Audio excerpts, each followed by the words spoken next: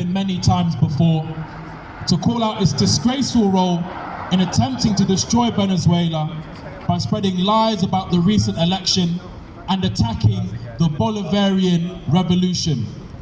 Without hesitation, The Guardian was quick to report that Venezuela's recent election was stolen by Maduro and cited several ridiculous claims and US propaganda sources, swiftly taking the side of the right-wing opposition.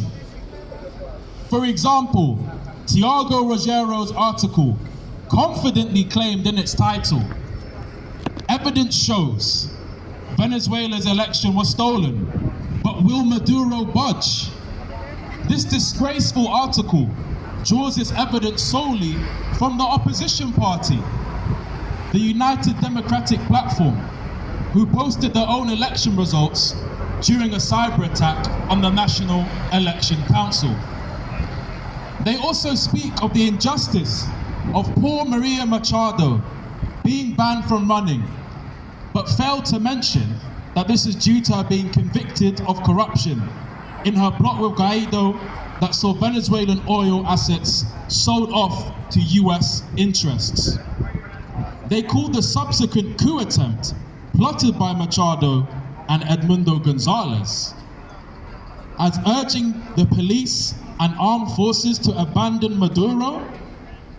What's most laughable about this article is the plethora of unnamed sources, experts, and officials littered throughout the article. Similarly, and to quote one of our comrades, Sam, in their article about the Bolivarian Revolution, Tom Phillips, the paper's hack in Caracas, reported on the 3rd of August that Maduro has lost the streets. This was the same day that huge Chavista protests flooded Caracas, Barquisimeto, Orinoco City, Cumana, Corredes, and other cities. Phillips claimed Maduro has refused to release proof of his supposed victory, even though Maduro petitioned the Supreme Court to review all evidence, whilst Gonzalez has refused to engage with the process. Phillips, of course, having supported Guaido's US-backed coup attempt in 2019, with the claim that he inspired a huge wave of protests inside Venezuela, with a message of peaceful change and won widespread international support. Phillips has been key over the years in pushing the line that Venezuela's economic problems were the result of mismanagement by Maduro, completely dismissing the devastating impact of US sanctions. It's funny because The Guardian claims it is giving a voice to the powerless and holding power to account, and that they are entirely free from political and commercial influence.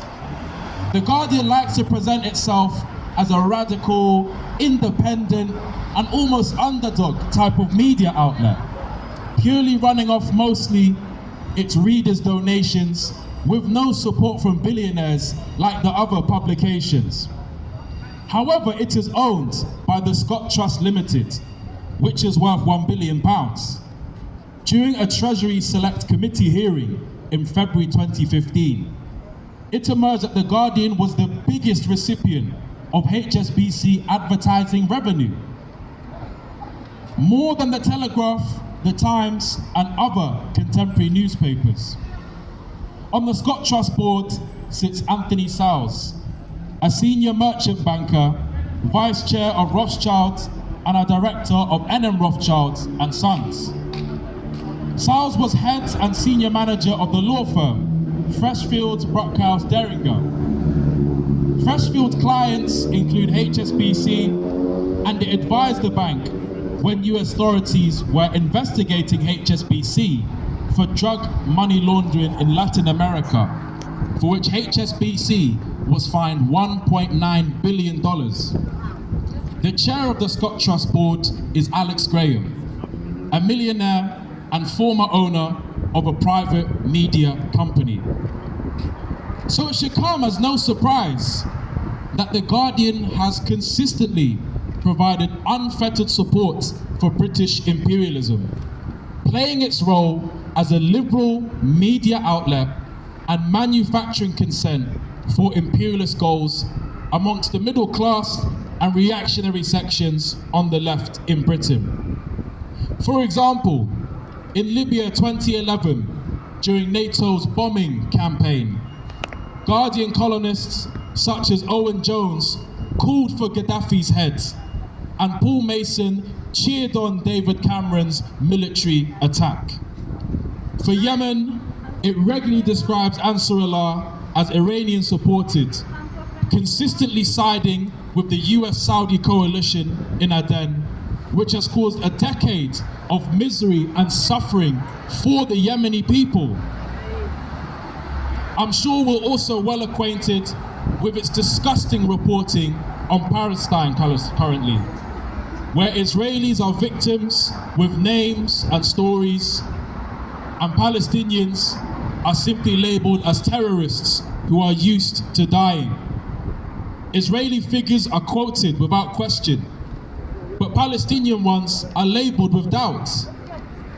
The strategy and ideological foundation of Zionism and its history are completely ignored to paint anti-imperialist resistance in the Middle East as senseless and unjustified. The Guardian and what it represents is by and large a mouthpiece for the Labour aristocracy in this country, who protect their stake in Britain's foreign domination and exploitation. Journalists working in the liberal media select the facts that suit the views of corporate interests for which they work. And when they are called to account for their bias, they respond with arrogance and viciousness, which so clearly expresses their affluent middle-class position.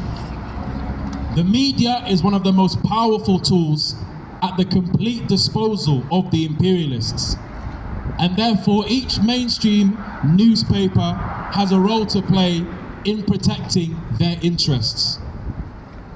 We must continue to expose their lies whenever they are told, and provide an anti-racist and anti-imperialist alternative, as we have done for 45 years.